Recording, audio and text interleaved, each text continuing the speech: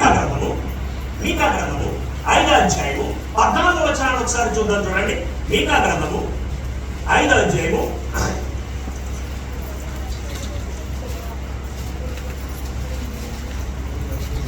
14వ వచనాన్ని ఒకసారి చూద్దామండి. నీ మధ్యలో దేవతా స్తంభములు ఉండకుండా వాటికి పెళ్లగింతులు నీ పట్టణములను అర్థమవుతుందండి. చదవడి కింద కాదు. నేను అత్యాగ్రహము తెచ్చుకొని ఆ మాట ఆలకించని జనులకు ప్రతీకారము చేతులు ఇదే యెహోవా. విగ్రహం అంటే ఏంటి? విగ్రహం అంటే ఏంటి? ఈ మధ్య దేవతా స్తంభములు ఉండకుండా వాటిని ఏం చేస్తారు? అంటే పీకి అవతల పడేస్తాడు. అంటే విగ్రహం అంటే అర్థం ఏంటండి? పీకి అవతల పడేసే. అర్థమైందండి? ఎవరు మీకు అర్థమైందా? అర్థం కాదు. అర్థం కాదు. ఇప్పుడు దేవుడు ఉన్నాడు. తన గురించి తాను ఏమిటి బయలుపరుచుకున్నాడు అని అంటే, నేను ఎవరిని? అదృశ్యుడు. నాకు రూపం లేదు, నేను భౌతికమైనటువంటి నేత్రాలకి కనిపించడం, నేను అదృశ్యుడికి దేవుణ్ణి అని బయలుపరుచుకున్నాడు. ఆ అదృశ్యుడమైనటువంటి దేవుడే ఈ విగ్రహాల గురించి, విగ్రహం అంటే ఏమిటో చాలా అద్భుతమైనటువంటి నిర్వచనాన్ని ఇచ్చాడు. ఓపెన్ చేసుకొని 4 వచనాలు చెప్తాను చదవండి ఒకసారి. ద్వితీయోపదేశకాండము 4వ అధ్యాయము. అంటే విగ్రహం అంటే ఏమిటి? ద్వితీయోపదేశకాండము 4వ అధ్యాయము 28వ వచనాన్ని చూడండి. ద్వితీయోపదేశకాండము 4వ అధ్యాయము 28వ వచనం.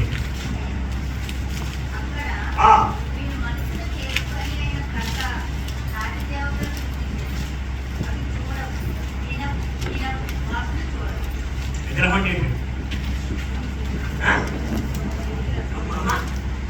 ఏమంటాడమ్మా? అక్కడ మీరు మనుషుల చేతి పని అయిన కర్ర రాతి దేవతలను పూజించెదరు. విగ్రహం అంటే ఏంటండి? అవి చూడవు, వినవు, తినవు, వాసన చూడవు. అదే విగ్రహం. మీకు అర్థమవుతుందా? అర్థం కావట్లేదు. విగ్రహాల గురించి ఎంత ఉన్నతమైనటువంటి భావాలు సర్వశక్తి సంపన్నుడైనటువంటి దేవుడు వివరిస్తున్నాడో చూడండి. 115వ కీర్తన 4వ వచనాన్ని ఒకసారి చూడండి.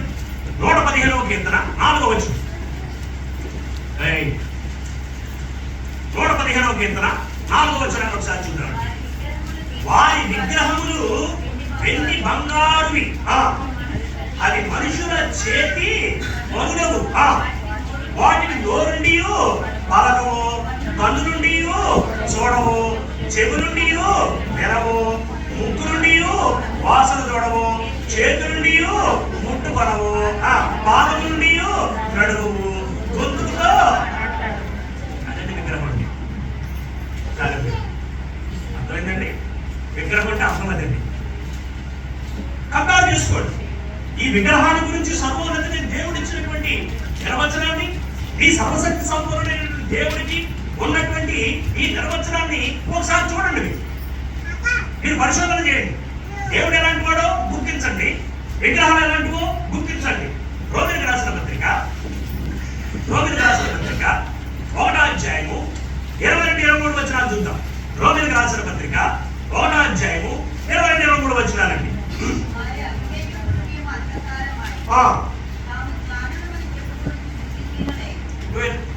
కానీ 23వ వచనంలో ఎంత గొప్ప మాట అంటున్నాడు చూడండి.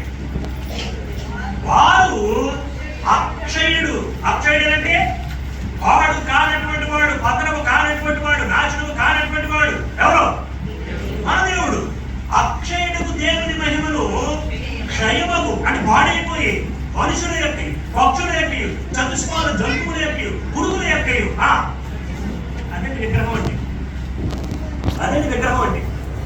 పాడైపోయినటువంటి మనుషుల యొక్క, జంతువుల యొక్క రూపాలండి విగ్రహం అనేది. చూసారండి దేవుడు ఎంత భయంకరంగా, ఎంత ఉన్నతంగా లేఖనాలను వివరించాడు. జకరియా గ్రంథము 13వ అధ్యాయము 2వ వచనాన్ని ఒకసారి చూడండి. జకరియా గ్రంథము 13వ అధ్యాయము 2వ వచనాన్ని మనం చూద్దామండి.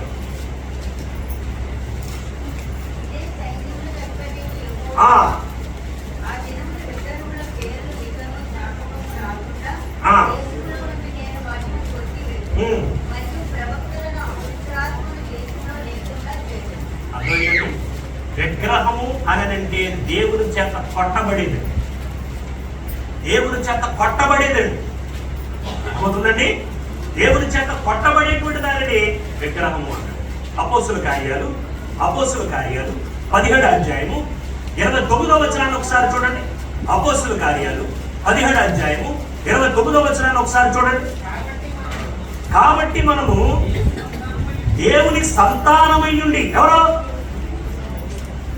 మనం దేవుని పిల్లలు, మనం దేవుని సంతానమై ఉండి మనుషుల చమత్కార కల్పనల వలన మలచబడిన బంగారమునైనను వెండినైనను రాగినైనను దేవత్వమును పోలి ఉన్నదని. అంటే విగ్రహం అంటే అదనమాట.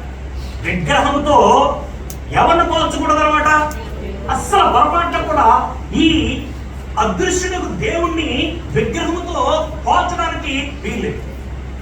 నీకు ఎప్పుడైనా మనసుంటే ఒక గంట నా టైం ఇస్తే ఒక పాట చెప్తారు.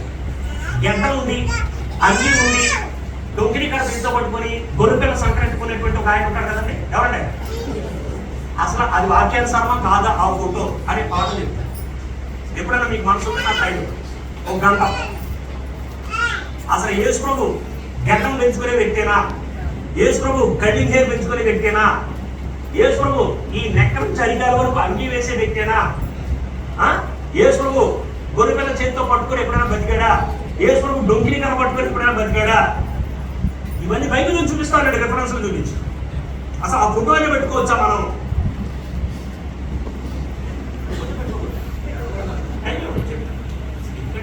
అన్నగా అడగలుగుతుంది, కాకపోతే పెట్టుకుందని అంటారు. ఇంటికి పోతే నాకు అన్నీ కనపడచ్చు. ఏది అవడే ఫోటోలు అంతేనండి. కాబట్టి ఇప్పుడు దేవుడు అంటే నేను అదృశ్యుడండి, విగ్రహం అంటే ఆత్మ. ఇంకేం అర్థమైందా? ఆపేస్తాను.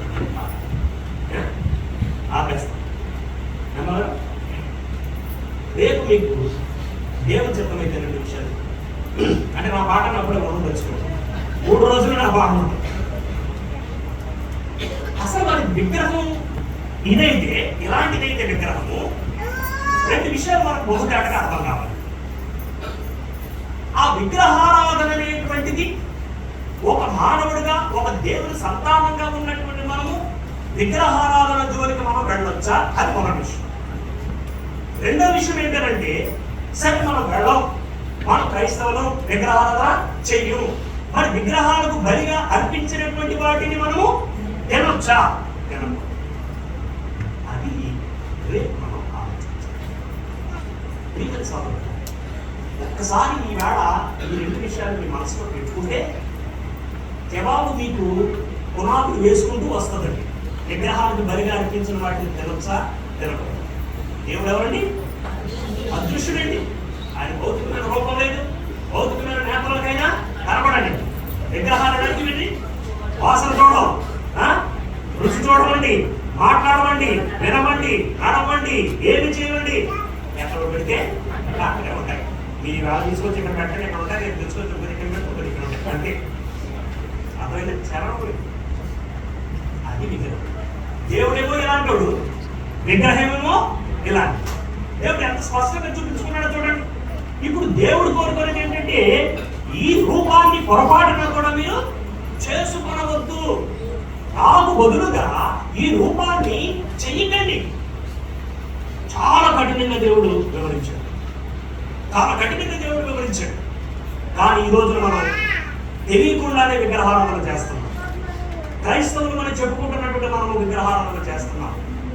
అందుకే ఈ రోజు ఇంకా మనం ఏమనుకుంటున్నామంటే, ఇది విగ్రహాలకు బలిగా అర్పించిన వాటిది, ఇది విగ్రహాలకు బలిగా అర్పించింది అనేటువంటి ఆలోచనతో ఇంకా చిన్న చిన్న అకాదిత్య కార్యక్రమాలను కూర్చుంటున్నాడు.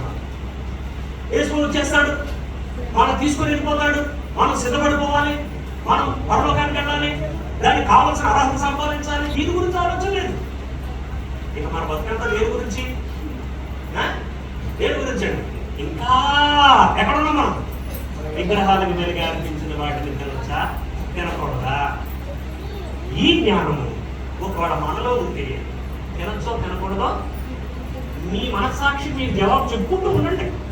మూడో రోజు తింది ఏమని తినొచ్చో తినకూడదా అంటే అర్థమైందండి. కాబట్టి ఈ పాఠాలు ఈ వేళతో ఆర్ట్ చేస్తాను.